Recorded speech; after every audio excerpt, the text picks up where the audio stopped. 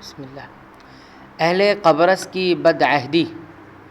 32 ہجری میں قبرص پر رومیوں کا سخت دباؤ پڑا، جس کے نتیجے میں انہوں نے مسلمانوں پر حملہ کرنے کے لیے رومی فوج کو کشتیاں فراہم کی، اور اس طرح انہوں نے صلح کی شرط کی خلاف ورزی کی۔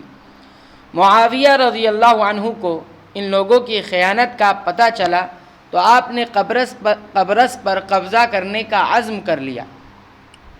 چنانچہ مسلمانوں نے جزیرہ قبرص پر سخت حملہ کیا۔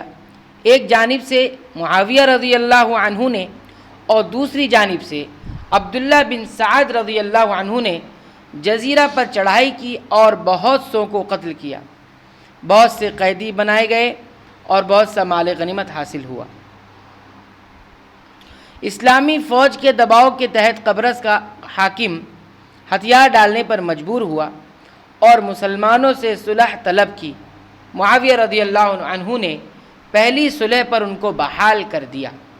معاویہ رضی اللہ عنہ نے محسوس کیا کہ قبرص میں بغیر فوجی اڈہ قائم کیے ہوئے چھوڑنا مناسب نہیں۔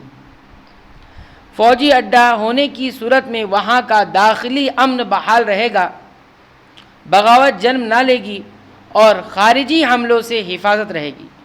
چنانچہ آپ نے وہاں 12,000 فوج روانہ کی، بعلبک کے لوگوں کو وہاں منتقل کیا، ایک شہر بسایا اور مسجد کی تعمیر کی۔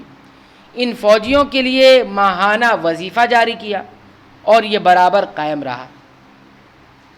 قبرص میں سکون رہا، مسلمان رومی حملوں سے محفوظ ہو گئے۔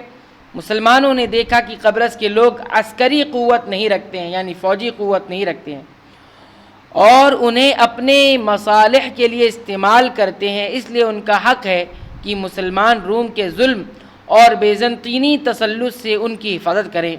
اسماعیل بن عیاش فرماتے ہیں کہ قبرص کے لوگ ذلیل اور مظلوم ہیں، رومی ان پر اور ان کی عورتوں پر غالب رہتے ہیں، لہٰذا ہم پر ان کا حق ہے کہ ہم ان کی حفاظت اور حمایت کرتے ہوئے رومی ظلم سے ان کو بچائیں۔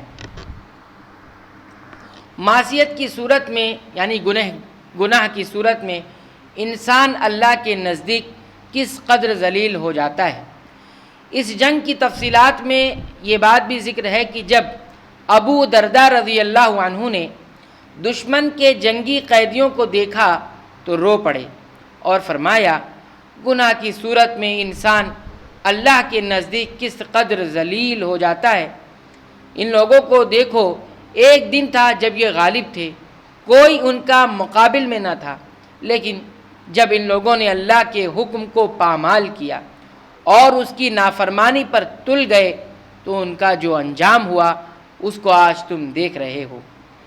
ایک اور روایت میں ہے کہ ابو درداء رضی اللہ عنہ کو روتا دیکھ کر جبیر بن نفیر نے کہا، کیوں روتے ہو؟ آج کے دن تو اللہ تعالیٰ نے اسلام اور مسلمانوں کو عزت بخشی ہے۔ ابو درداء رضی اللہ عنہ نے جواب دیا، اللہ تم پر رحم کرے، یہ غالب قوم تھی، سلطنت کی مالک تھی، لیکن جب انہوں نے اللہ کے حکم کو پامال کر دیا تو اللہ نے ان کا جو انجام کیا اس کا تم مشاہدہ کر رہے ہو، دیکھ رہے ہو۔ قید و بند کو اللہ نے ان پر مسلط کر دیا ہے، اور جب اللہ کسی قوم پر قید و بند کو مسلط کر دیتا ہے تو پھر اللہ کو ان کی ضرورت نہیں رہتی ہے۔ اور فرمایا، جب لوگ اللہ کا حکم پامال کر دیں تو وہ اللہ کے نزدیک ذلیل ترین ہو جاتے ہیں۔ ابو درداء رضی اللہ عنہ نے یہاں جو کچھ فرمایا وہ اللہ تعالیٰ کے معاملات میں گہری فقہ اور بصیرت کی اعلیٰ مثال ہے۔ یہ جلیل القدر صحابی ان لوگوں پر حسرت سے رو رہے ہیں جن کی بصیرت کو اللہ نے اندھا کر دیا، انہوں نے دعوت حق کو قبول نہ کیا اور اس المناک انجام کو پہنچ گئے۔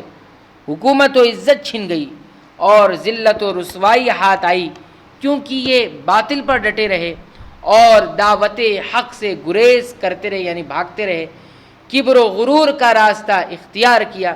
اگر یہ لوگ عقل سے کام لیتے تو اسلام قبول کرنے میں ان کے ملک کی بقا اور آباد کاری رہتی، اور اسلامی سلطنت کی حمایت اور تائید سے ہمکنار ہوتے۔ ابو درداء رضی اللہ عنہ کی یہ گہری سوچ ان کی رحمت و شفقت کا عظیم مظہر ہے، جو ان کے پاکیزہ نفس میں معجزن ہوئی اور اس عظیم انسان کی آنکھوں سے آنسوؤں کی شکل میں جاری ہو گئی، تاکہ اس قوم کے برے انجام پر اپنے نفس میں معجزن شفقت اور رحمت اور افسوس کی ترجمانی کر سکیں۔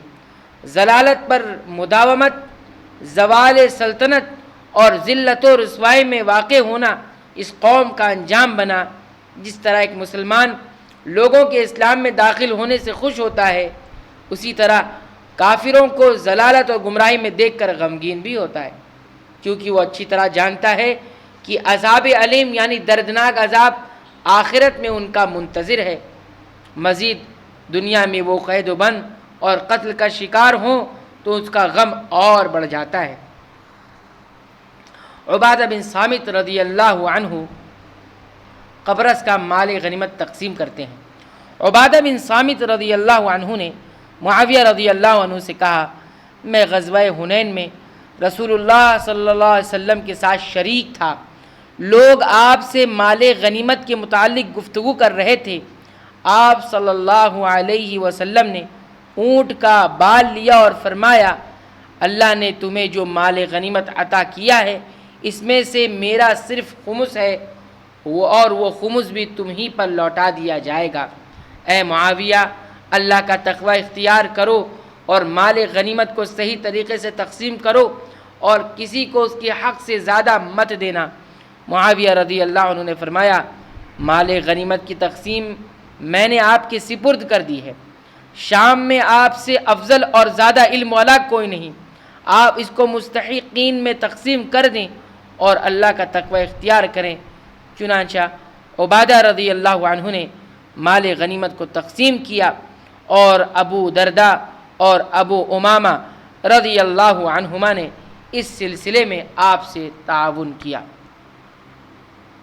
تو عہد عثمانی کی فتوحات کا ایک حصہ یہاں پر ختم ہوا، دوسرا حصہ ہے مصری محاذ کی فتوحات، آئندہ درس میں اس کا بھی تذکرہ کیا جائے گا۔ رب العالمین سے دعا ہے کہ رب العالمین تو ہمیں صحابہ کرام کی سیرت سے کما حقہ فائدہ اٹھانے کی توفیق عنایت فرما، آمین۔